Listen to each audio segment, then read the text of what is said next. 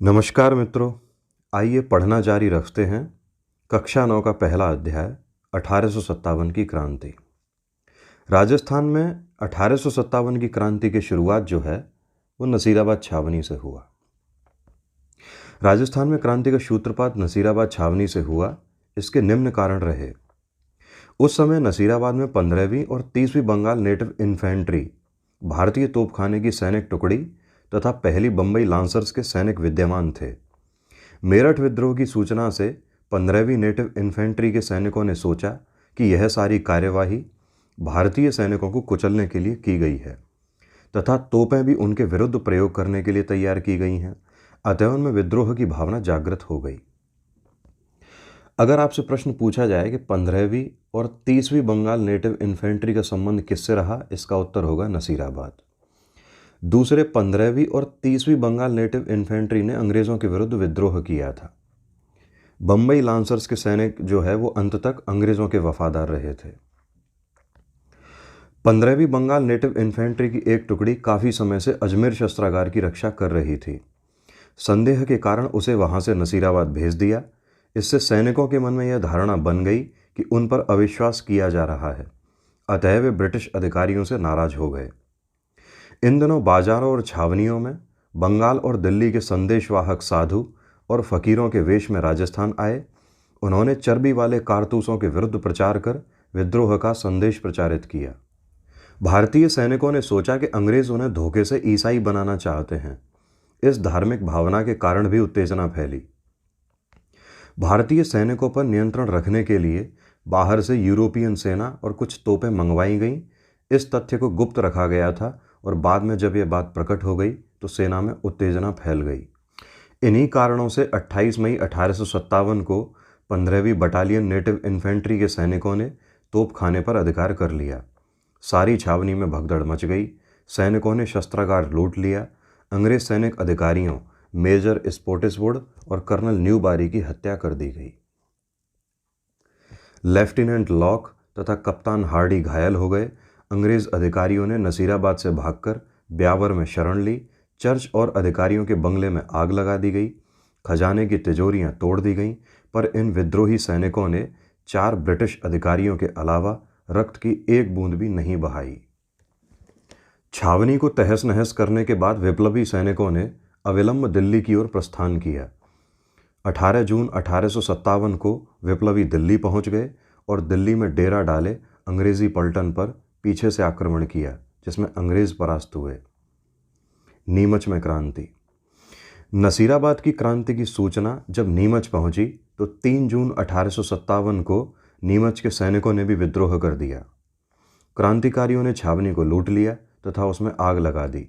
नीमच छावनी को लूटने के बाद क्रांतिकारी नीमच से रवाना होकर सरकारी बंगलों को लूटते हुए और उनमें आग लगाते हुए शाहपुरा पहुंचे। शाहपुरा कहाँ स्थित है? भीलवाड़ा में। शाहपुरा के शासक ने क्रांतिकारियों को भोजन व ठहरने की सुविधा प्रदान की। इसके पश्चात क्रांतिकारी निम्बाहेड़ा पहुंचे, जहां की जनता ने इनका बड़ा स्वागत किया। तत्पश्चात क्रांतिकारी यहां से देवली, टोंक व आगरा होते हुए दिल्ली पहुंचे।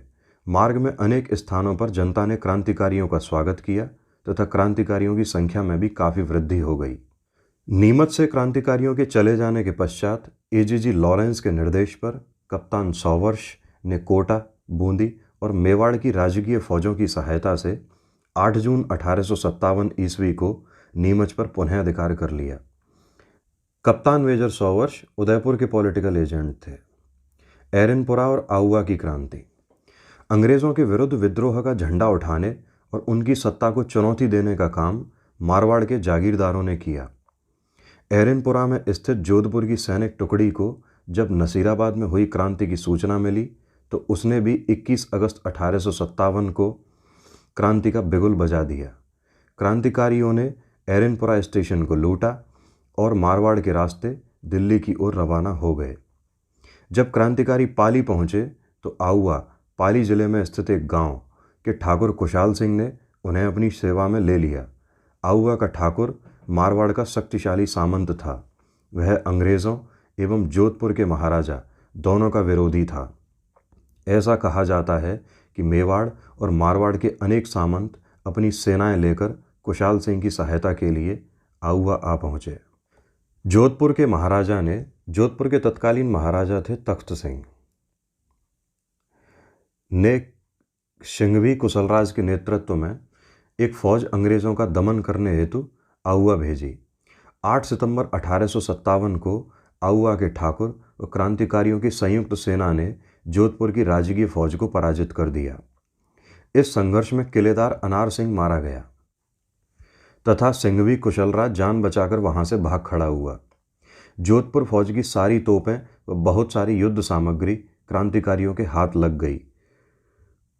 इस घटना के कुछ समय पश्चात ही एजीजी लॉरेंस एक सेना लेकर स्वयं आऊआ आया।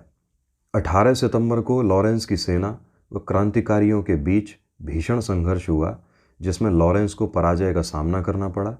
ब्रिटिश फौज को परास्त करने के बाद क्रांतिकारी दिल्ली की ओर कूच कर गए। 8 सितंबर को जो युद्ध हुआ था वो बीथोड़ा नामक स्थान पर हुआ था और 18 सितंबर को जो युद्ध हुआ वो चेलावास नामक स्थान पर हुआ था। ये बात आप थोड़ी याद रखेंगे। जॉर्ज लॉरेंस आऊआ की पराजय को भूला नहीं था, इसलिए आऊआ के ठाकुर से बदला लेने के लिए उसने ब्रिगेडियर होम्स के नेतृत्व में एक विशाल सेना आऊआ की ओर भेजी। 20 जनवरी 1858 ईस्वी को ब्रिगेडियर होम्स ने आऊआ पर आक्रमण कर दिया। दोनों सेनाओं के बीच भीषण संघर्ष हुआ। इस संघर्ष के दौरान ठाकुर कुशाल सिंह आऊआ के किले को छोड़कर सलूम्बर चला गया। उसके जाते ही ब्रिटिश फौजों ने आऊआ के किले पर अपना अधिकार कर लिया। अंग्रेज़ों में बदले की भावना इतनी प्रबल थी कि उन्होंने पूरे गांव को बुरी तरह लूटा तथा आऊआ के किले को बारूद से उड़ा दिया। इतना ही नहीं, उन्होंने आऊआ के मंदिरों और मूर्तियों को पूरी तरह नष्ट कर दिया तथा वहां के निवासियों पर भीषण अत्याचार किए। मेवाड़ में क्रांति की गूंज। इस समय मेवाड़ की जनता में भी अंग्रेज़ों के विरुद्ध काफ़ी रोष था। मेवाड़ के अधिकांश सामंत ब्रिटिश सत्ता के विरुद्ध थे। नसीराबाद में हुई क्रांति की सूचना उदयपुर पहुंच चुकी थी, अतः मेवाड़ की फौजें भी अंग्रेज़ों के विरुद्ध विद्रोह करने के लिए लगभग तैयार थीं। किंतु मेवाड़ के महाराणा की सूझबूझ ने तथा अंग्रेज़ कप्तान सौवर्ष के कठोर रुख ने स्थिति को बिगड़ने से संभाल लिया। इस समय महाराणा व कंपनी की सरकार दोनों को ही मेवाड़ के सामंतों से भय था, अतः दोनों एक दूसरे के साथ सहयोग करने के लिए बाध्य थे। एजीजी के निर्देश पर मेवाड़ के महाराणा स्वरूप सिंह ने 27 मई 1857 को अपने सभी सामंतों को पत्र भेजकर कहा कि वे ब्रिटिश सैनिक कार्रवाई में सहयोग करें तथा पॉलिटिकल एजेंट कप्तान सौवर्ष के निर्देशों का पालन करें। दूसरी ओर कप्तान सौवर्ष ने विरोधी सामंतों को चेतावनी देते हुए कहा कि जो भी शांति भंग करने का प्रयत्न करेगा उसे कठोर दंड दिया जाएगा। यहाँ तक कि सलूम्बर के रावत केसरी सिंह ने जब मेवाड़ के महाराणा के अधिकारों को चुनौती दी और कहा कि यदि 8 दिन में ही उसकी परंपरागत अधिकारों की मांग को स्वीकार नहीं किया गया तो वह चित्तौड़ की गद्दी पर महाराणा के किसी प्रतिद्वंदी को बैठा देगा, तब कप्तान सौवर्ष ने रावत केसरी सिंह को चेतावनी दी कि यदि उसने महाराणा के विरुद्ध किसी भी कार्यवाही में भाग लिया तो उसे उसकी जागीर से अपदस्थ कर राजपूताने से ही निष्कासित कर दिया जाएगा। कप्तान सौवर्ष की इस धमकी से रावत केसरी सिंह शांत हो गए। कोटा में क्रांति। यदि पूछा जाए कि इस क्रांति का सबसे भयानक रूप कहाँ देखने को मिला, उसका उत्तर है कोटा। राजस्थान के राज्यों में हुई 1857 की क्रांति में कोटा का महत्वपूर्ण स्थान है। कोटा में विद्रोह का मुख्य कारण यह था कि पॉलिटिकल एजेंट मेजर बर्टन ने कोटा महाराव को यह सलाह दी कि कुछ अफसर वफादार नहीं हैं तथा उनका रवैया अंग्रेज़ विरोधी है, अतः वे ऐसे अफसरों को पदच्युत कर अंग्रेज़ अधिकारियों को सौंप दें जिससे उन्हें उचित दंड दिया जा सके। मेजर बर्टन ने जिन अफसरों को सौंपने की मांग की थी उनमें जयदयाल, रतनलाल, जियालाल आदि प्रमुख थे। जयदयाल का नाम कोटा क्रांति से जुड़े हुए प्रमुख लोगों में से है। मेजर बर्टन द्वारा महाराव को जो सलाह दी गई थी वह किसी प्रकार महाराव की फौज तथा फौज के अधिकारियों पर प्रकट हो गई। फलस्वरूप फौज के सभी सिपाही क्रोध से पागल हो उठे और उन्होंने मेजर बर्टन से बदला लेने का निश्चय किया। तदनुसार 15 अक्टूबर 1857 को कोटा के सैनिकों ने क्रांति का बिगुल बजा दिया। कोटा के सैनिकों ने क्रांतिकारियों के साथ रेजिडेंसी को घेर लिया तथा उसमें आग लगा दी। क्रांतिकारियों ने मेजर बर्टन और उसके दोनों पुत्रों की हत्या कर दी। क्रांतिकारियों ने शहर में जुलूस निकाला और महाराव के महल को घेर लिया। महाराव अपने महल में एक प्रकार से कैद हो गए। फिर क्रांतिकारियों ने महाराव को एक संधि पत्र पर हस्ताक्षर करने के लिए विवश किया, जिसमें 9 शर्तें थीं। इनमें से एक शर्त यह थी कि मेजर बर्टन तथा उसके पुत्रों की हत्या स्वयं महाराव के आदेश से की गई है। महाराव को क्रांतिकारियों की इच्छानुसार व्यवहार करने के लिए तब तक विवश होना पड़ा जब तक करौली से सैनिक सहायता प्राप्त नहीं हो गई। क्रांतिकारियों का कोटा शहर पर लगभग 6 माह तक अधिकार रहा। उन्होंने सरकारी गोदामों, बंगलों, दुकानों, अस्त्र शस्त्र के भंडारों आदि को लूटा और उनमें आग लगा दी। उन्होंने जिले के विभिन्न कोषागारों को भी लूटा। ऐसा लगता है कि क्रांतिकारियों को कोटा रियासत के अधिकांश अधिकारियों का समर्थन और सहयोग प्राप्त हो गया था। क्रांतिकारियों ने शहर में लूटमार और अत्याचार कर नगर के लोगों में भीषण आतंक पैदा कर दिया था। यह स्थिति तब तक बनी रही जब मेजर H.G. रॉबर्ट्स नसीराबाद से 5500 सैनिक लेकर 22 मार्च 1858 को चम्बल के किनारे पहुंचा। उसने तोपों से क्रांतिकारियों पर धुआंधार गोले बरसाए और उन्हें कोटा से बाहर भागने पर विवश कर दिया। तब जाकर कोटा क्रांतिकारियों के नियंत्रण से मुक्त कराया जा सका। क्रांतिकारी नेताओं तथा विद्रोही सैनिकों को अमानुषिक दंड दिए गए और जयदयाल को गिरफ्तार कर तोप से उड़ा दिया गया। अन्य राज्यों में भी क्रांति की गूंज। राजस्थान में 1857 की क्रांति केवल मारवाड़, मेवाड़ तथा कोटा तक ही सीमित नहीं रह सकी, अपितु इसकी गूंज राजस्थान के अन्य राज्यों में भी सुनाई दी। भरतपुर, जो आगरा व मथुरा के काफ़ी निकट है, क्रांति के समय काफ़ी अशांत रहा था। मथुरा में विद्रोह हो जाने के बाद भरतपुर शहर में उत्तेजना फैल गई और भरतपुर की सेना ने भी क्रांति का बिगुल बजा दिया। भरतपुर के महाराजा ने वहाँ के पॉलिटिकल एजेंट मेजर मॉरिसन को भरतपुर छोड़कर जाने की सलाह दी, क्योंकि महाराजा को आशंका थी कि उसकी उपस्थिति से नीमच के क्रांतिकारी भरतपुर पर आक्रमण कर सकते हैं। महाराजा की सलाह पर मेजर मॉरिसन भरतपुर छोड़कर चला गया। क्रांति की अवधि में भरतपुर रियासत की स्थिति बड़ी विषम थी। क्रांतिकारी सैनिकों की अनेक टुकड़ियां भरतपुर की सीमा से होकर गुजरीं। भरतपुर की गुर्जर व मेवाती जनता क्रांति में पीछे नहीं रही। उसने खुलकर क्रांति में भाग लिया। जब पड़ोसी आगरा जिले में अंग्रेज़ों की शक्ति वहाँ के लाल किले की 4 दीवारी तक सीमित हो गई, तो भरतपुर की जनता के मन में यह विश्वास भर गया कि अब भारत में ब्रिटिश सत्ता समाप्त होने जा रही है। अलवर में भी दिल्ली के कुछ क्रांतिकारियों के आ जाने के कारण क्रांतिकारी गतिविधियां पनपने लगी थीं। अलवर रियासत के गांव के गुर्जरों ने अपने पड़ोसी राज्य भरतपुर की भांति ब्रिटिश विरोधी भावना का खुलकर प्रदर्शन किया। उन्होंने अपनी क्रांतिकारी गतिविधियों से शासकों को काफ़ी परेशान किया। धौलपुर रियासत में भी गंभीर उपद्रव हुए। अक्टूबर 1857 ईस्वी के प्रारंभ में ग्वालियर और इंदौर के क्रांतिकारियों की संयुक्त सेना धौलपुर में प्रविष्ट हो गई। क्रांतिकारियों के प्रति सहानुभूति के कारण धौलपुर रियासत की सेना तथा अनेक अधिकारी राजा का साथ छोड़कर क्रांतिकारियों से मिल गए, जिससे धौलपुर की सत्ता खतरे में पड़ गई। क्रांतिकारियों ने धौलपुर में खूब लूटमार की। उन्होंने वहां के राजा को घेरकर जान से मारने की धमकी दी। विवश होकर राजा को क्रांतिकारियों की मांगें स्वीकार करनी पड़ी। धौलपुर में इन क्रांतिकारियों ने राव रामचंद्र और हीरालाल के नेतृत्व में राजा की अधिकांश तोपों पर अधिकार कर लिया और उनकी सहायता से आगरा पर आक्रमण कर दिया।